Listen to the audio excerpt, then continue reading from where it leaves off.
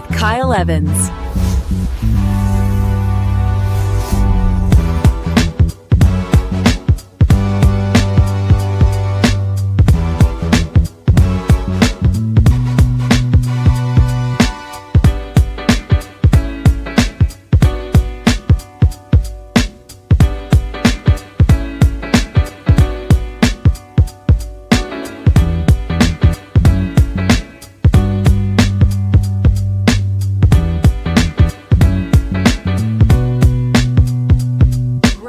Kyle Evans.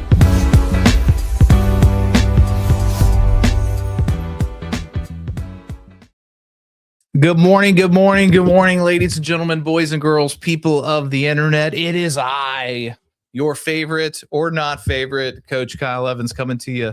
Guys, happy G.R.O.W show. It's our daily checkup from the neck up. We have been taking a deep dive this week, looking to set the tone for 2026. By now, we've removed the fluff. We drew the line. We've told the truth. We've audited ourselves. We've looked at our calendar, forcing alignment. Today, we confront the unavoidable.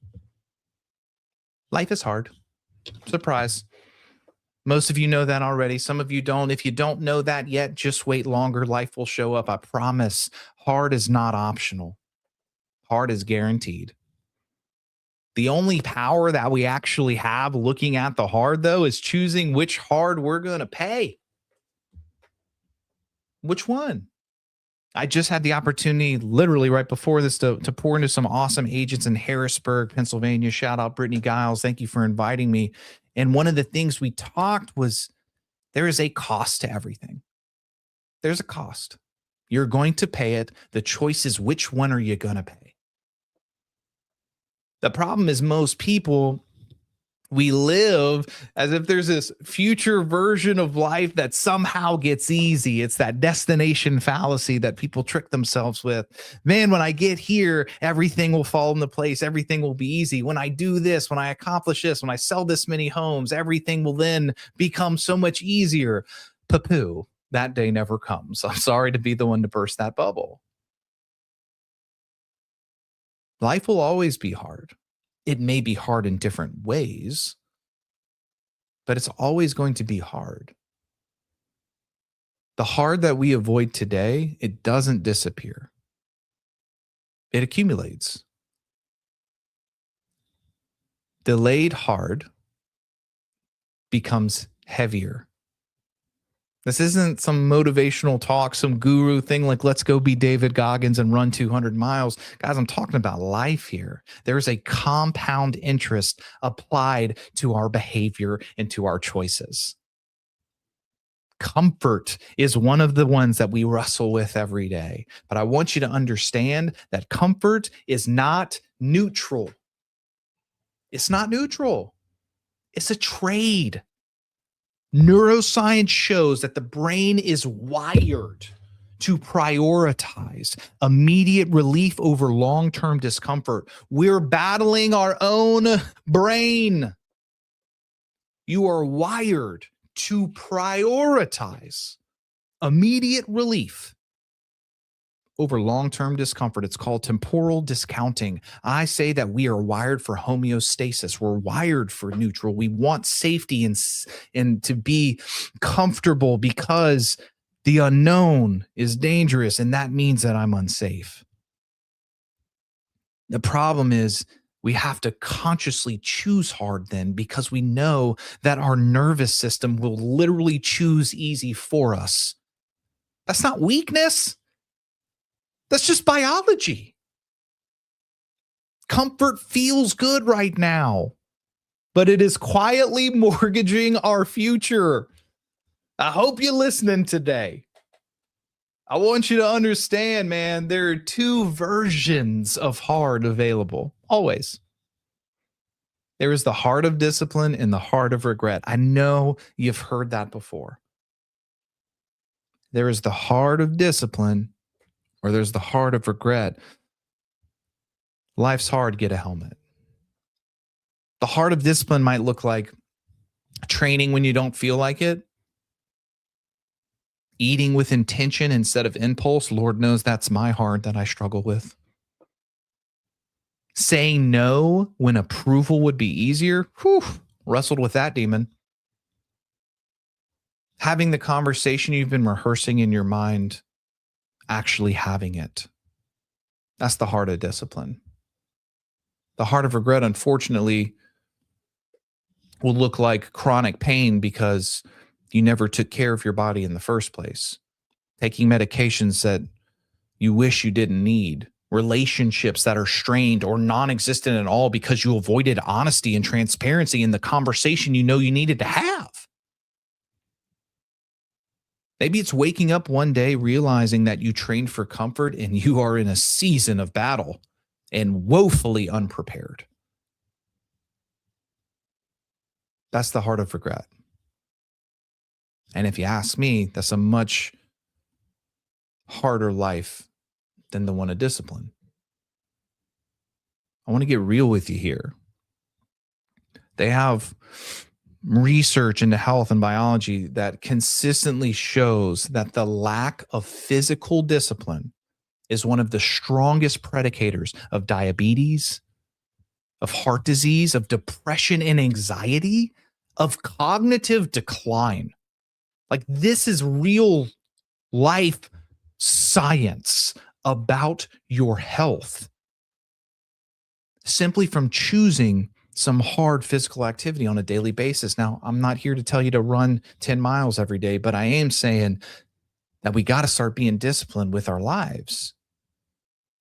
The heart of discipline now can and will prevent the heart of illness later. The same principle applies to your psychology. They have studies that show that self-regulation for people who do really difficult things, they have higher distress tolerance in everyday life. Would you like to be able to treat stress better? Yes or yes.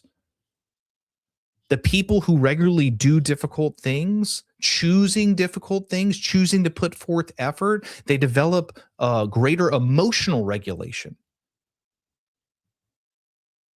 They have a stronger sense of self-confidence, of self-worth. When most people feel powerless, that's when anxiety spikes. But when people feel capable, because they've done the reps, they've done the work, stress becomes manageable. Someone told me one time that anxiety is the whisper of the work that you didn't do. Yikes. This is why the Stoics were obsessed with voluntary hardship. They didn't seek suffering for drama. They sought it for freedom. This is not your sign to go get an ice bath. That's not what I'm saying. Marcus Aurelius wrote, we should train ourselves to want what is difficult, not because difficulty is noble, but because resilience is peace. The Stoics believe that if you choose small discomforts daily, you're far less shaken by large ones. Jason Abrams says that when you choose to do the hard things, you become anti-fragile, so that when life shows up, you're more equipped to handle it. You get the choice. You either choose the hard or the hard will choose you. Most people avoid this, though. It's not because they're lazy. They avoid it because choosing hard forces identity alignment.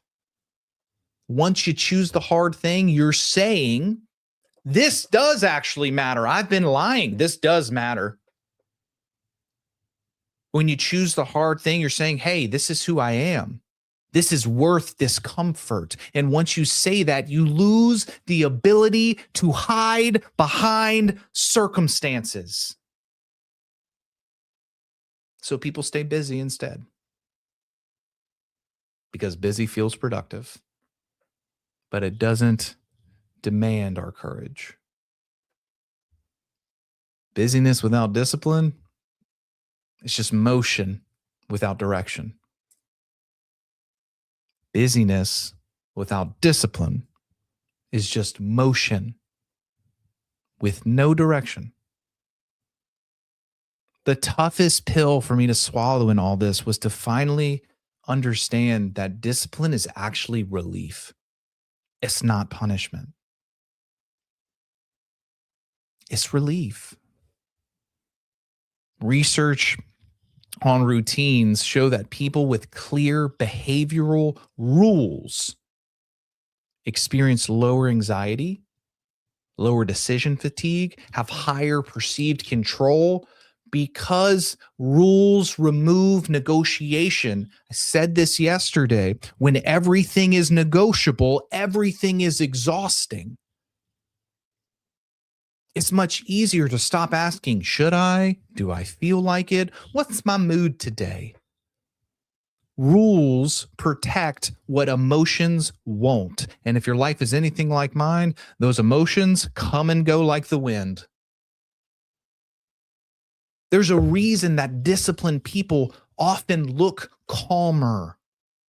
It's because they already decided. They already made the contract. There is no negotiation. There's nothing to consider. We're going to go take the hill. We're going to go do the thing. There's a massive difference as you travel and go along this life between voluntary hard and imposed hard. More often than not, voluntary hard builds strength, but when it's imposed upon you, it can build resentment. Training early is voluntary. A health diagnosis because you didn't take care of yourself is imposed. Budgeting is voluntary hard. Debt anxiety, foreclosure, that's imposed. Honest conversations, voluntary. Silent resentment, one of the hardest human emotions to get out of, is imposed. Hard is coming either way, ladies and gentlemen. Only one version gives you the leverage, though. Only one version, like Jason says, makes you anti-fragile. Only one version gives you a semblance of control over your day. It says, I've been training for this. I want to simplify. I don't need you to be extreme. I trust you're understanding that. I trust you're hearing that. I don't need you to be extreme. I'm not asking you to be an ultra marathoner or a CrossFitter or Dave Ramsey with your finances. Like, I'm not saying that, but I need you to be consistent. Not that any of those things are wrong. All about that life. But I need you to be consistent. You need to be consistent. What's a hard thing you can do every day? What's one hard thing you can do every day? What's a disciplined action that you can take consistently that reinforces the identity of the person you desire to be? Come on, somebody. I trust you had your Wheaties this morning. Hard things stack confidence. Confidence is evidence-based. You can look back and prove the data point saying, hey, I've been there, I've done that, I got the t-shirt, I woke up and did the thing, even though everything inside of me didn't want to. I did it anyway because I made that contract with myself. That's evidence-based. That's real confidence. It's not emotional.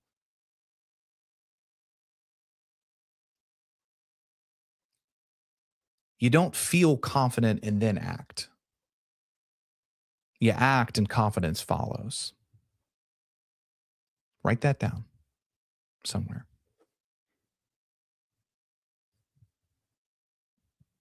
This is where identity is forging.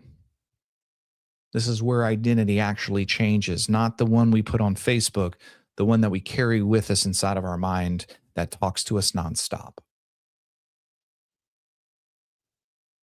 Not in guru motivation, but in actual follow through. Every single time we choose hard on purpose, we are casting a vote for the person that we are becoming. Over time, those votes add up. Eventually, we stop asking things like, can I do this? We start saying things like, this is just what I do. That's identity. That's freedom. This is just who I am. It's not I'm on a diet. It's that this is how I eat. It's not that I haven't drank in 20 days. It's I don't drink. It's not that, oh, maybe I'll make my phone calls today. It's I make my calls every day. That's just who I am. I show up at the office. I follow my calendar. I love my family. I'm where my feet are. I'm present and I'm whole. That's identity. It's not can I, should I, maybe. That's the real freedom. That's the real freedom. And the problem is it's so counterintuitive. So if we don't know, if we haven't actually experienced it, it's very hard and ambiguous and cloudy to truly understand. But I'm telling you, on this side of the river, ladies and gentlemen, it's a hell of a lot better than where I was on the other side. Hard is coming in your life. You got to choose the version that builds you. Choose it early, choose it often, choose it daily, choose it deliberately. Tomorrow, if I haven't scared you off yet, we're going to close the week with momentum. Not perfection, movement, intentional movement. Ladies and gentlemen, boys and girls, people of the internet, happy Thursday to you. Let's go choose the hard thing today. I'll see you bright and early tomorrow morning.